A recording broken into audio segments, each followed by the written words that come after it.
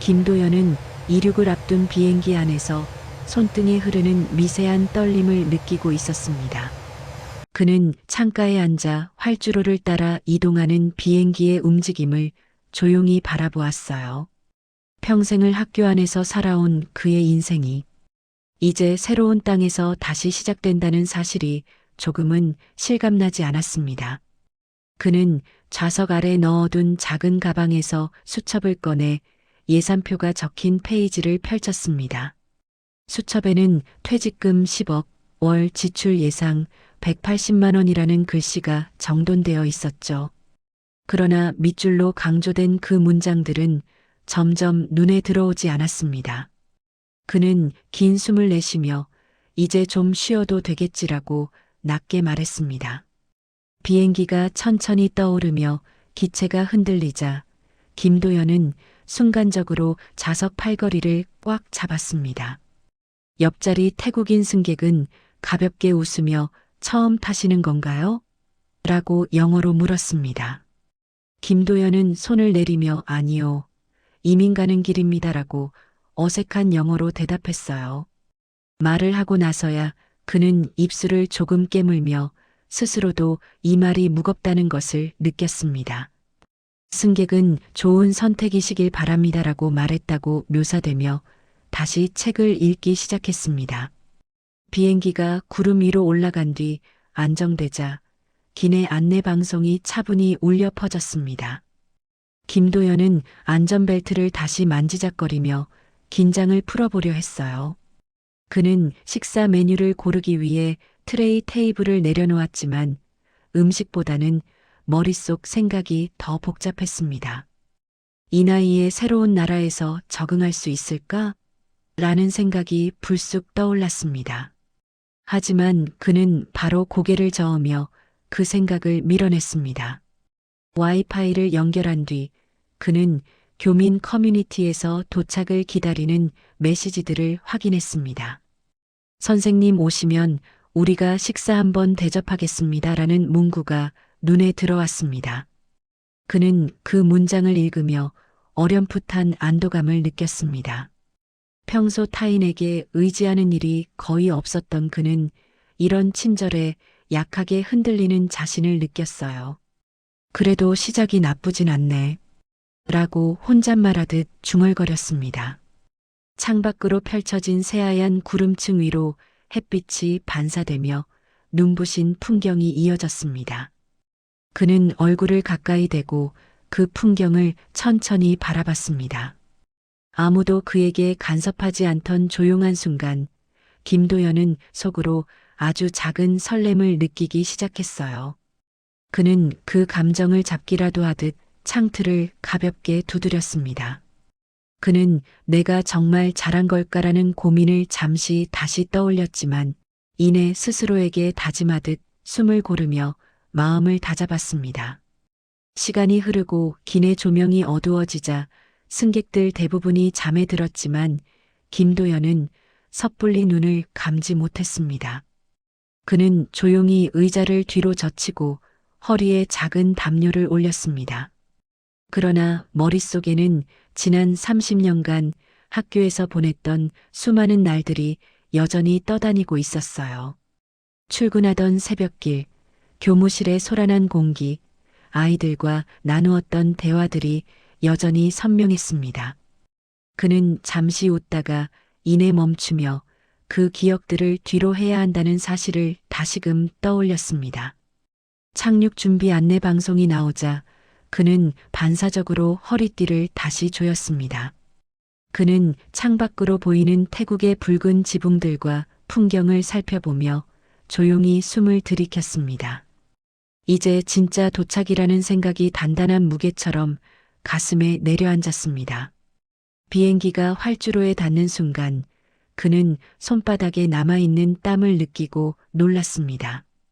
그는 깊은 숨을 다시 들이쉬고 그래, 이제 시작이군이라고 낮게 말했습니다. 김도연은 공항을 나서자마자 밀려드는 열기와 습도에 잠시 걸음을 멈추었습니다.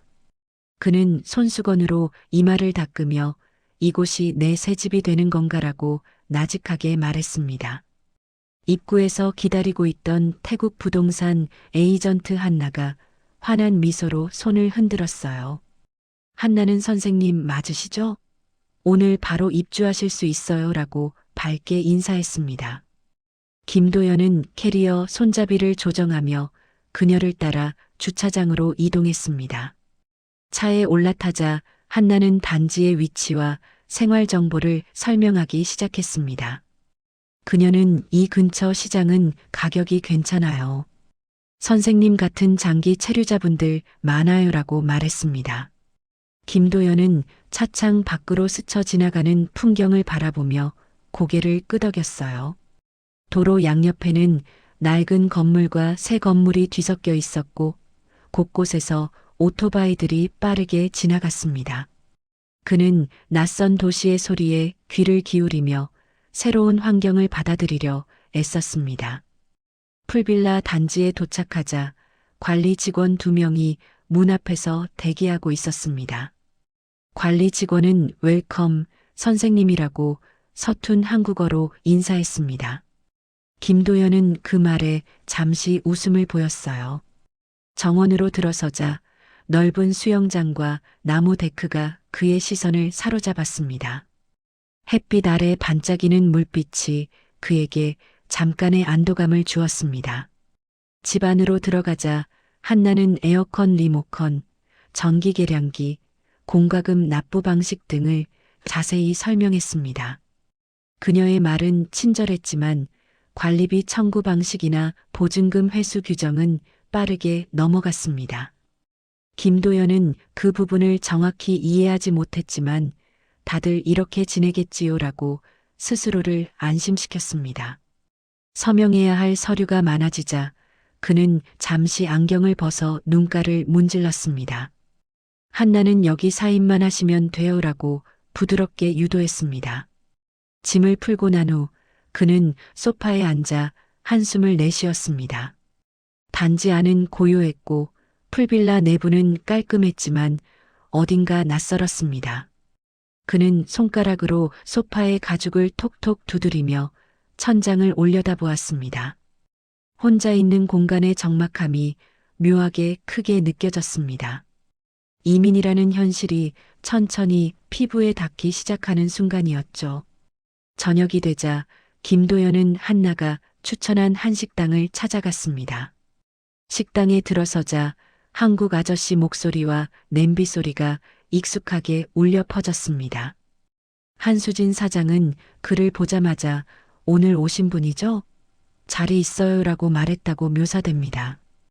김도연은 김치찌개 냄새에 이끌리듯 자리에 앉았습니다. 식당 안에서는 여러 교민들이 활발하게 대화를 나누고 있었어요. 한 교민은 그에게 처음 오시면 다 적응 어렵습니다라고 웃으며 말했습니다.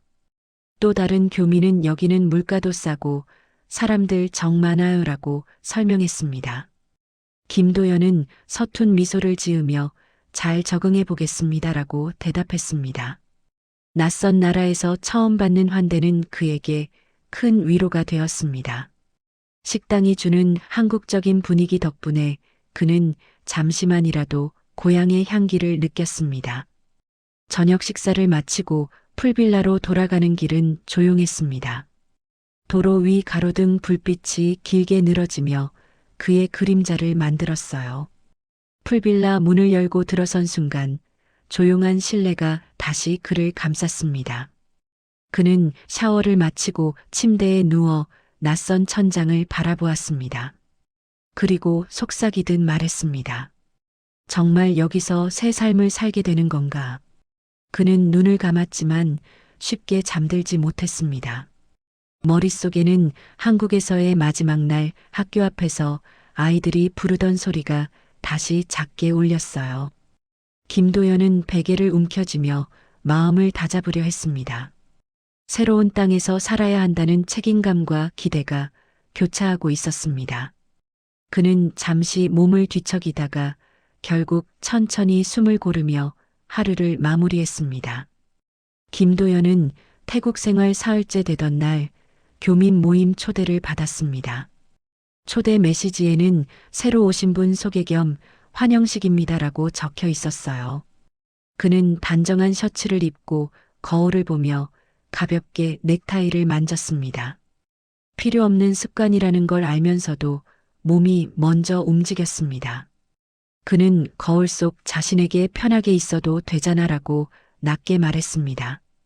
모임 장소는 한 카페의 테라스였고 교민들이 이미 여럿 모여 있었습니다. 먼저 눈에 들어온 사람은 단정한 셔츠를 입은 중년 남성 박성훈 회장이었습니다. 박 회장은 김도연을 보자마자 환하게 웃으며 손을 내밀었습니다. 그는 교장 선생님이시라면서요? 여기서 뵙게 되다니 영광입니다라고 말했다고 묘사됩니다. 김도연은 순간 따뜻해지는 느낌의 미소로 답했습니다. 박 회장의 안내로 그는 테이블에 앉았고 주변 교민들은 자연스럽게 자신을 소개했습니다. 한 교민은 저는 태국 온 지 5년 됐습니다라며 자신의 적응기를 이야기했습니다. 또 다른 교민은 물가 싸고 여유롭고 진짜 삶 같아요라고 말했습니다. 김도연은 고개를 끄덕이며 그들의 경험을 조심스럽게 들었습니다. 모임은 전체적으로 활기차고 친근한 분위기였어요. 그러나 김도연은 동시에 이들 사이에서 자신만 낯선 사람이라는 사실을 느꼈습니다. 그는 컵을 들며 손가락으로 유리컵 모서리를 천천히 문질렀습니다. 박 회장은 그의 행동을 눈치챘는지 금방 적응하실 겁니다라고 격려했습니다. 그 말은 과하게 다정했지만 김도연은 이상하게 거부감이 없었습니다. 그는 네. 잘해보겠습니다라고 짧게 말했습니다. 시간이 지나자 대화 주제는 자연스럽게 투자 이야기로 넘어갔습니다. 한 교민은 이번에 새 리조트 프로젝트가 있다더군요라고 말했습니다. 또 다른 이는 재빨리 수익률 꽤 나온다던데요 라고 덧붙였습니다. 박 회장은 김도연 쪽으로 몸을 살짝 기울이며 목소리를 낮췄습니다. 그는 선생님 같은 분들이 들어오면 더 안정적인 구조가 됩니다라고 말했습니다. 김도연은 그 말의 정확한 의미를 이해하지 못했지만 분위기에 휩쓸려 갔습니다. 그는 얼떨결에 조금은 알아봐도 되겠습니까? 라고 물었습니다. 박 회장은 기다렸다는 듯 그럼요. 천천히 하시면 됩니다라고 답했습니다. 그 순간 주변 2명의 교민이 고개를 끄덕이며 우리도 하고 있어요라고 말했습니다. 김도연은 자신도 모르게 신뢰가 생기는 느낌을 받았습니다. 모임이 끝나갈 무렵 한수진이 카페 안쪽에서 그를 불렀습니다. 그녀는 심각한 표정으로 선생님, 사람 너무 쉽게 믿지 마세요라고 말했습니다. 그 말투는 꼭 경고 같았지만 과하게 감정이 실리진 않았습니다. 김도연은 당황한 얼굴로 왜 그러십니까? 라고 물었습니다. 한수진은 그냥 태국은 한국하고 달라요. 그것만 기억하세요라고 말했습니다. 그는 그녀의 말이 의미하는 바를 끝내 묻지 못했습니다. 돌아가는 길에 그는 그녀의 표정을 반복해서 떠올렸습니다. 하지만 그보다 더 강하게 남은 것은 박 회장의 친근한 미소였습니다. 김도연은 손에 쥔 명함을 펼쳐보며 조용히 숨을 들이켰습니다. 그리고 스스로를 다독이듯 중얼거렸습니다. 아직은 괜찮을 거야. 풀빌라로 돌아오자 바람소리만 들렸고 방 안은 고요했습니다. 그는 셔츠 단추를 풀며 소파에 앉아 오늘 받은 명함들을 천천히 정리했습니다. 교민들의 이름이 적힌 종이를 다시 보며 새로운 인간관계를 떠올렸어요. 그는 오늘 있었던 모든 말들 중 어떤 것이 진심이고 어떤 것이 계산인지 구분할 수 없었습니다. 하지만 그는 결국 명함을 가지런히 쌓으며 이렇게 말했습니다. 시작이니까 해보는 거지. 김도연은 다음 날 아침 조용한 풀빌라 거실에서 커피를 마시며 휴대폰 메시지를 확인했습니다. 그의 화면에는 박성훈 회장이 보낸 투자 설명 링크가 떠 있었습니다. 링크를 열자 다양한 수익 그래프와 성공 사례가 눈에 들어왔습니다. 그는 생각보다 체계적인데라고 작은 목소리로 중얼거렸습니다. 그 말투에는 기대와 조심스러움이 동시에 담겨 있었어요. 그는 서류 내용을 이해하려 노력했지만 전문적인 단어들은 쉽지 않았습니다. 페이지를 넘길수록 머릿속이 무거워졌고 눈썹 사이에 작은 주름이 생겼습니다. 그러나 그는 결국 박 회장이 추천하는 건데 설마 문제 있겠나라고 생각하며 마음을 기울였습니다. 잠시 후 박 회장은 전화를 걸어왔고 목소리는 여전히 부드럽고 확신에 찬 톤이었습니다. 그는 선생님, 이건 소액으로 시작해도 됩니다. 부담 갖지 마세요라고 말했다고 묘사됩니다. 김도연은 깊은 숨을 들이쉬며 그러면 우선 조금만 해보겠습니다라고 답했습니다. 전화를 끊은 뒤에도 손이 아직 미세하게 떨리고 있었어요. 그는 테이블에 놓인 계좌이체 화면을 바라보며 몇 차례 망설였습니다. 하지만 곧 손가락을 움직여 금액을 입력하고 송금 버튼을 눌렀습니다. 그는 화면을 바라보며 이 정도는 괜찮겠지라고 낮게 말했습니다. 그날 오후 그는 태국 현지 시장에 들러 과일을 사며 일부러 일상적인 기분을 유지하려 했습니다. 누차이는 김도연을 보자 오늘은 기분 좋으시네요? 라고 말하며 웃었습니다.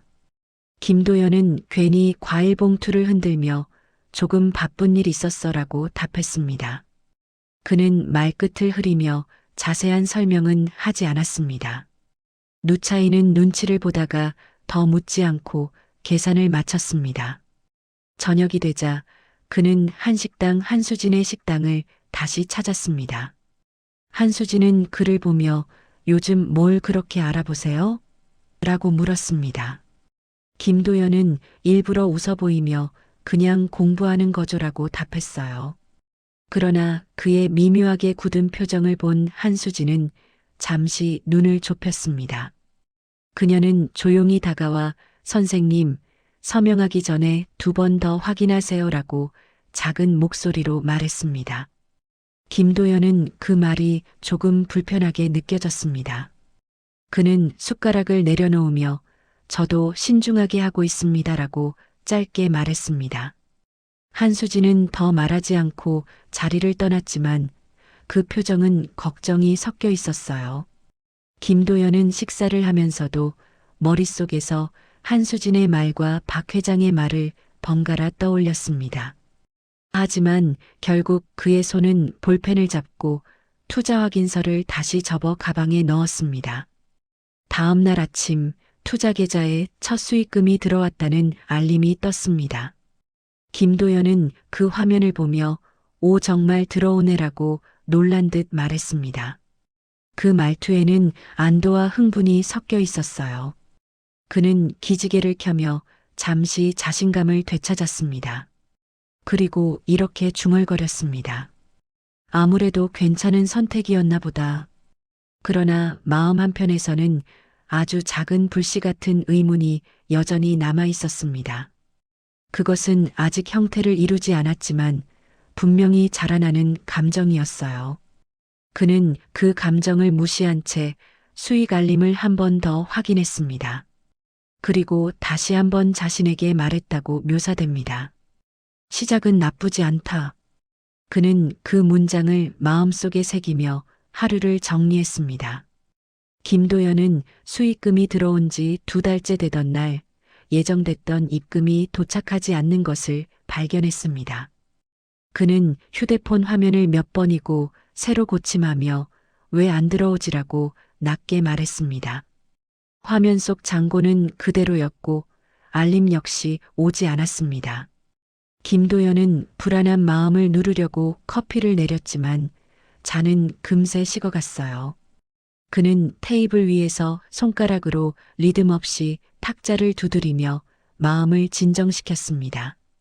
한참 후 박성훈 회장에게 메시지를 보냈지만 답장은 바로 오지 않았습니다. 몇 시간 뒤 도착한 박 회장의 간단한 메시지에는 잠시 조정 중입니다. 걱정 마세요라고 적혀 있었습니다. 김도연은 그 문장을 여러 번 읽으며 스스로 안심하려 했습니다. 그러나 불안은 여전히 남아 있었고 그는 휴대폰을 뒤집어 놓으며 깊게 숨을 내쉬었습니다. 창밖에서 바람 흔들리는 야자수 잎이 기분 나쁜 소리를 냈습니다.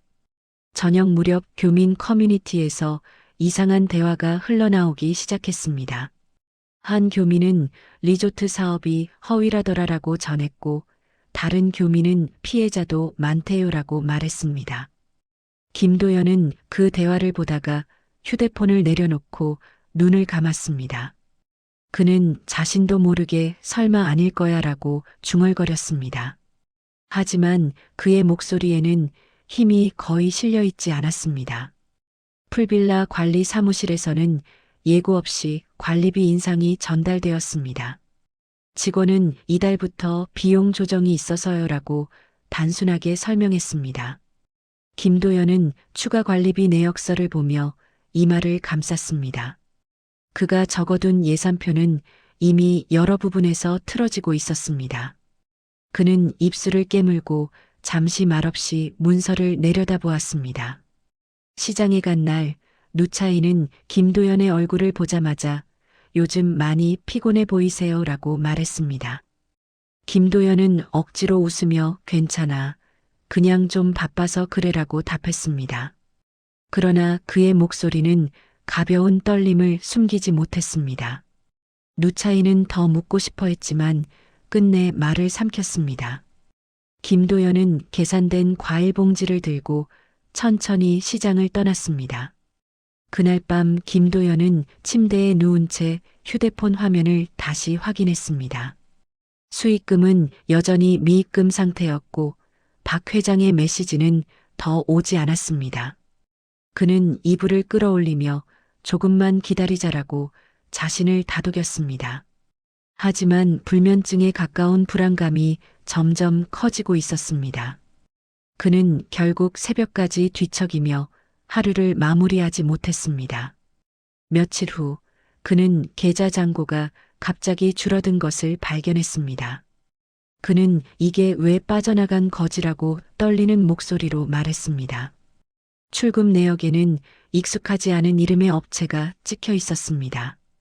김도연은 실제로 손으로 입을 덮으며 충격을 누르려 했습니다. 그러나 그 충격은 마음 깊은 곳까지 밀려왔습니다.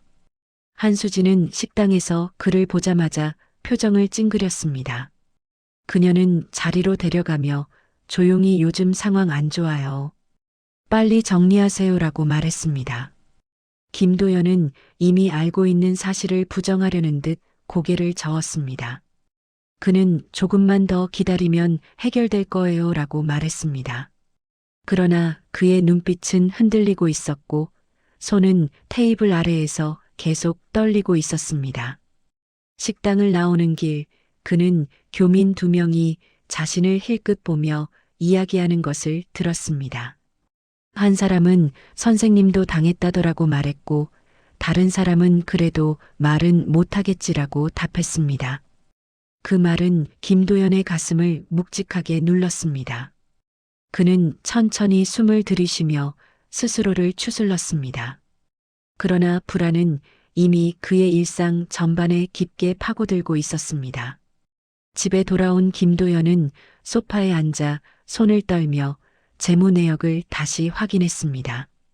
문제는 단순한 지연이 아니라 구조적 위험이라는 생각이 들기 시작했습니다. 그는 눈을 감고 한동안 숨만 고르며 아무 말도 하지 못했습니다.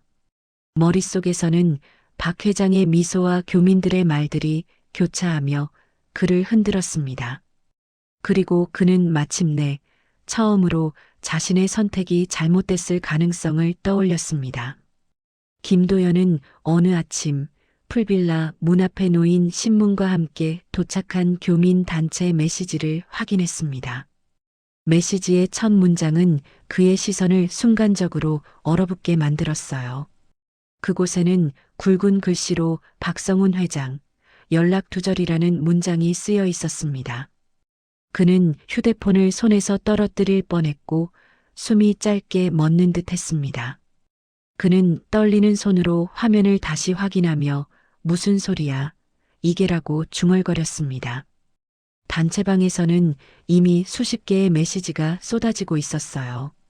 어떤 이는 돈 안 돌려준다더라라고 말했고 또 다른 이는 이미 도망갔다던데라고 했습니다.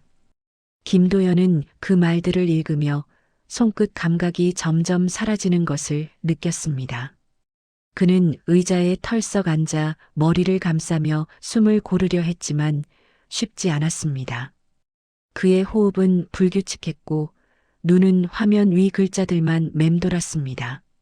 불안에 휩싸인 그는 급하게 바지를 갈아입고 밖으로 나왔습니다. 택시를 잡아탄 그는 박 회장이 머물던 콘도의 주소를 기사에게 말했습니다. 택시는 스쿠터와 차들 사이를 지나 빠르게 달렸고 김도연은 손잡이를 꽉 쥐고 있었습니다. 도착한 콘도 입구에는 직원이 서 있었고 김도연은 그에게 다가가 여기 박성훈 씨 계시죠? 라고 물었습니다. 직원은 서툰 한국어로 이미 며칠 전에 떠났어요 라고 답했습니다. 김도연은 순간 몸이 휘청하며 콘도 벽에 손을 짚었습니다.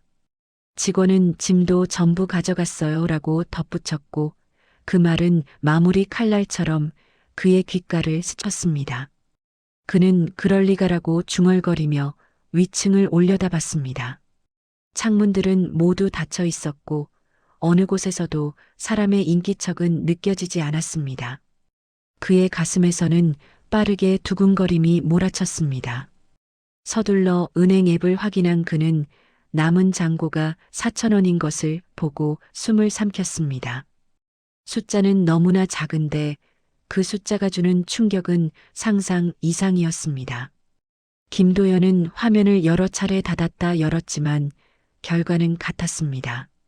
이게 다 어떻게라는 말이 입 밖으로 새어나왔습니다. 그의 손은 완전히 힘을 잃고 허벅지 위에 넓게 떨어졌습니다.